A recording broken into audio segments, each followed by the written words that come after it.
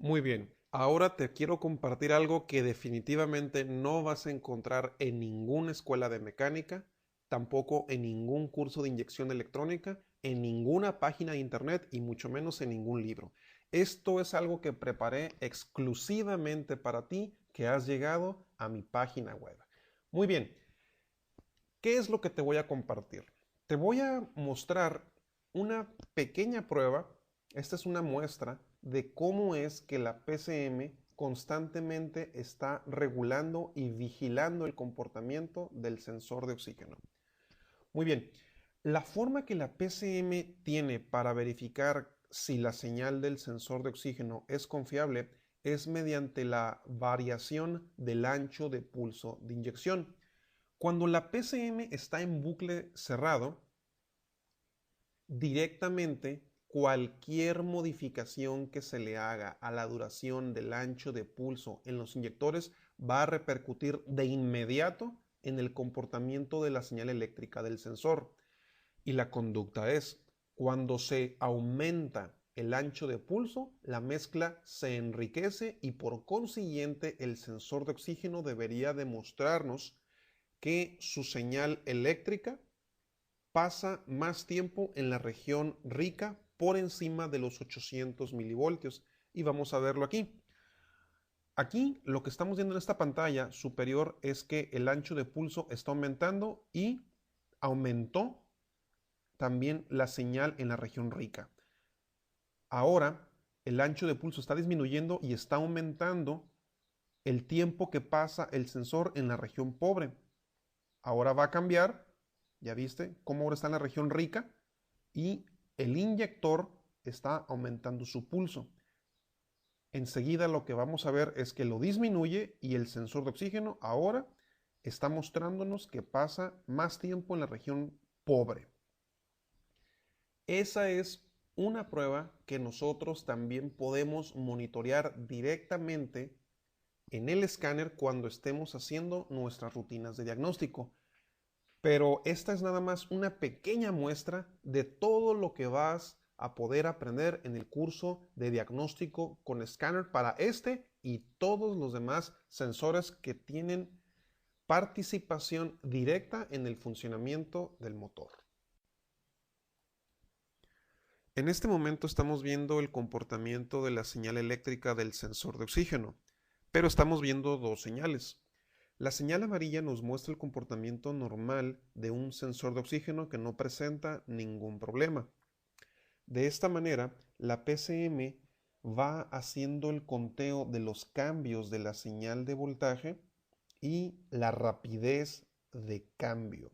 De esta manera es como la PCM va haciendo los cálculos necesarios para hacer el ajuste del ancho de pulso de los inyectores. Muy bien, por otro lado también estamos viendo la señal roja. Esta corresponde a un sensor de oxígeno que está en mal estado.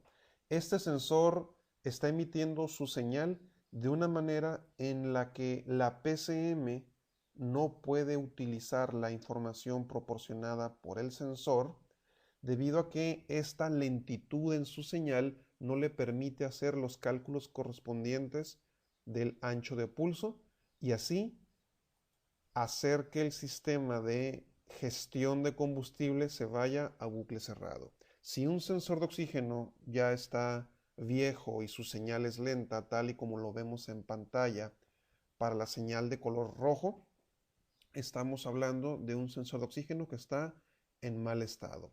Definitivamente, el monitoreo con escáner de la señal del sensor de oxígeno nos va a ayudar en gran medida y de gran manera para que nuestro monitoreo de cada una de las señales de los sensores nos lleve a un diagnóstico certero.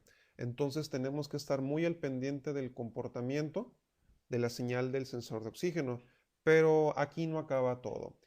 Si realmente deseas conocer cada uno de los detalles para que te quede perfectamente claro cómo es que se debe de hacer la interpretación y todos los pormenores involucrados dentro del estudio de la señal del sensor de oxígeno, necesariamente tienes que entrar al estudio completo del curso de diagnóstico con escáner. Ahí te explico todos los detalles y cómo la señal del sensor de oxígeno tienes que compaginarla junto con las señales de otros sensores y otros parámetros para que tu diagnóstico sea correcto, para que sea certero. Definitivamente, estudiar nada más a una sola señal por separado, ignorando cómo deben de estar los valores de los demás parámetros, no te va a llevar a un diagnóstico correcto. Definitivamente, tenemos que comparar el comportamiento de la señal de un sensor contra las de los demás sensores. Y tenemos que hacerlo una por una, a medida que estamos haciendo el monitoreo de cada uno de los parámetros. Aquí te estoy mostrando la señal del sensor de oxígeno, pero va mucho más allá de lo que te estoy mostrando en este video. Muy bien, como sabes, la computadora del motor o la PCM tiene un contador de ciclos específico para monitorear la señal del sensor de oxígeno. Vamos a animar este movimiento de la señal. Muy bien, aquí estamos viendo dos tipos de sensores. A la izquierda estás viendo la señal de un sensor de oxígeno que trabaja con toda normalidad. A la derecha, en la señal roja, estamos viendo un sensor de oxígeno que aunque se mueve rápido en su señal, hay un problema con él. Muy bien, el contador de ciclos de la PCM lo que en realidad está midiendo es que el sensor de oxígeno que funcione normalmente, tal y como lo vemos aquí en la animación del lado izquierdo con la señal amarilla, en la parte de mezcla rica debe de superar los 800 milivoltios o los 0.8 voltios para que la señal se considere normal. Y también en la parte de abajo, en la parte de mezcla pobre, el sensor de oxígeno debe de llegar por debajo de los 200 milivoltios o los 0.2 voltios. Entonces, tal y como lo vemos aquí en el contador de ciclos, este sensor de oxígeno está llevando una cuenta de ciclos que en este momento es superior a los 200. Entonces, si el ritmo del contador de ciclos es por lo menos el estándar normal o superior de lo que la PCM espera medir, entonces lo va a tomar como un sensor de oxígeno que es capaz de superar los 800 milivoltios y también capaz de ir por debajo de los 200 milivoltios.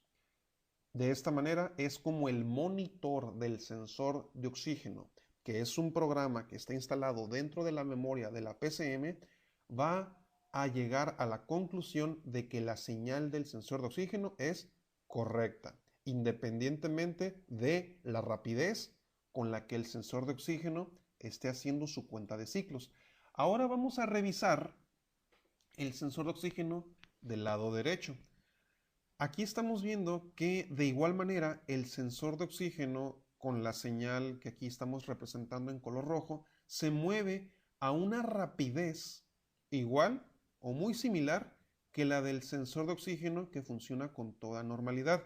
Pero lo que estamos viendo aquí es que este sensor de oxígeno no puede llegar o llega en ocasiones muy esporádicas por encima de los 800 milivoltios.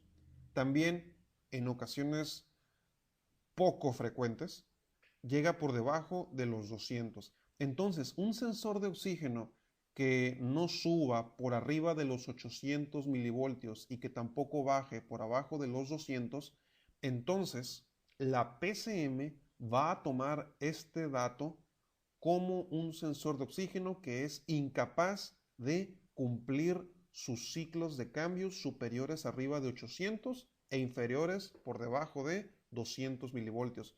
Como te puedes dar cuenta, aquí en la animación, el contador de ciclos del sensor de oxígeno que presenta la falla está muy por debajo, pero muy por debajo del contador de ciclos del sensor de oxígeno que está en buenas condiciones. Como te puedes dar cuenta, el contador del sensor del lado izquierdo en este momento está llegando casi por encima de los 500 ciclos de cambio de la señal del sensor de oxígeno, mientras que el sensor de la derecha, esa señal que estamos monitoreando, apenas va llegando a los 100 ciclos de cambio. Entonces, la PCM, a través de su programa instalado que ya tiene desde la fábrica, que es el monitor del sensor de oxígeno, uno de los comportamientos que constantemente está verificando en la señal del sensor de oxígeno es que además de la rapidez, es decir, además de la frecuencia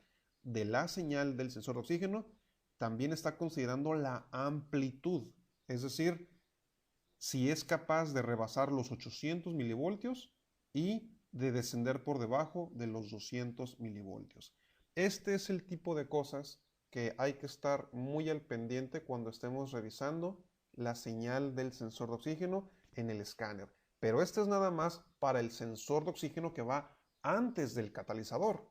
Todavía faltaría ver cómo es que debe de comportarse un sensor de oxígeno que va después del catalizador, dependiendo de las condiciones de operación